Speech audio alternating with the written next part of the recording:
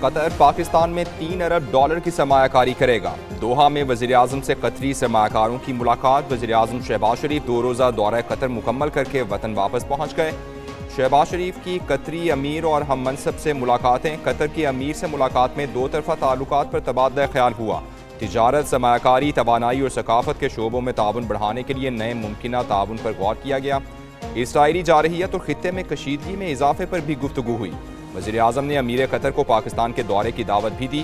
وزیراعظم شہباز شریف کے دورے کا مشترکہ اعلامیہ جاری۔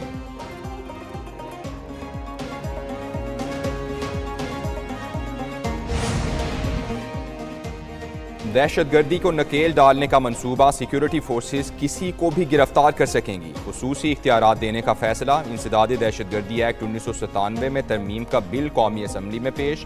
بل کے مطابق دہشت گرد سرگرمیوں میں ملوث شخص کو 3 ماہ کی تحویل میں لیا جا سکے گا۔ گرفتار شخص پر الزامات کی تحقیقات کے لیے اعلیٰ سطح کی JIT بنائی جائے گی۔ وزیر قانون اعظم نذیر تارڑ کہتے ہیں حکومت قانون سازی کے لیے مکمل ذمہ داری سے کام کرتی ہے۔ سپریم کورٹ میں ججز کی تعداد 25 ہوگی۔ سینٹ کی قائمہ کمیٹی برائے قانون و انصاف نے منظوری دے دی۔ 25 ججز میں 1 چیف جسٹس اور 24 ججز شامل ہوں گے۔ سینیٹر حامد خان اور سینیٹر کامران مرتضیٰ نے مخالفت کی۔ دوسری جانب سینٹ میں پریکٹس اینڈ پروسیجر ترمیمی آرڈیننس پیش۔ سینٹ نے ترمیمی آرڈیننس متعلقہ قائمہ کمیٹی کے سپرد کر دیا۔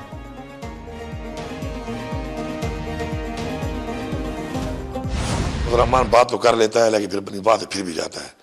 یہ اس کا آج سے نہیں، ہمیشہ سے ہوتی رہا ہے۔ ابھی جو ہے کہہ کر کے جی ہم نہیں ہونے دیں گے، نہیں ہونے دیں گے، تو میرے خیال میں ریٹ بڑھوا رہا ہوگا اپنا۔ کبھی دوستی کے بڑے بڑے دعوے تو کبھی تنقید کے بڑے بڑے وار۔ وزیر اعلیٰ KP نے مولانا فضل الرحمان کے خلاف نیا محاذ کھول لیا۔ کہا فضل الرحمان کو چاہیے اس عمر میں لالچ چھوڑ دیں۔ مولانا ہمیشہ اپنی بات سے مکر جاتے ہیں، وہ اپنے قول و فعل میں تضاد نہ کریں۔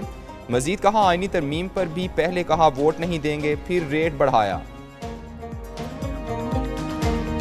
غیر سنجیدہ حکومت ہے KPK میں، وہ کبھی ریسیو کرتے ہیں، کبھی بھاگتے ہیں، کبھی چھپتے ہیں، کبھی کچھ کرتے ہیں، تو یہ کرتب کتنی دیر چلیں گے؟ وزیر اطلاعات نے علی امین گنڈا پور کو پھر کھری کھری سنا دی۔ غیر سنجیدہ انسان قرار دے دیا۔ نصیحت کی کہ وفاق کو اپنا کام کرنے دیں، سفارتی تعلقات میں مداخلت نہ کریں۔ عطا تارڑ نے مزید کہا PTI کی حکومت نے طالبان کو خیبر پختونخوا میں لا کر بسایا۔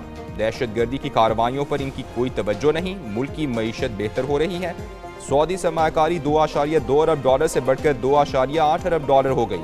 قطر پاکستان میں $3 ارب کی سرمایہ کاری کرے گا۔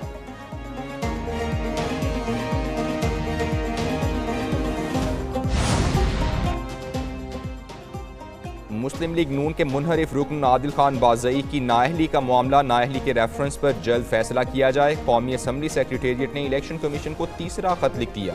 قومی اسمبلی کا عادل بازئی کو نااہل کر کے نشست خالی قرار دینے کا مطالبہ۔ پارٹی صدر نواز شریف نے آئین کے آرٹیکل 63 کے تحت عادل خان بازئی کو نااہل کرنے کا ریفرنس اسپیکر کو بھجوایا تھا۔ امریکہ کی حکمرانی کا تاج کس کے سر؟ ڈونلڈ ٹرمپ اور کمالا ہیرس میں سخت مقابلہ متوقع، فیصلے میں بس 3 دن باقی۔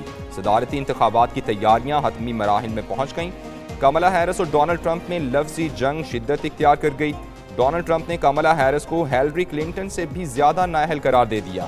کہا ہیلری کم از کم ذہین تو تھیں۔ کمالا ہیرس نے ڈونلڈ ٹرمپ کو ذہنی مریض قرار دے دیا۔ کہا ٹرمپ کے پاس امریکی عوام کے لیے کوئی منصوبہ نہیں۔ شمالی علاقہ جات میں موسم بدل گیا۔ اسکردو کے پہاڑوں پر برف باری، سردی کی شدت میں اضافہ ہو گیا۔ سیاحوں کی آمد بھی بڑھ گئی۔ چائے خانوں اور ڈرائی فروٹس کی دکانوں پر رش۔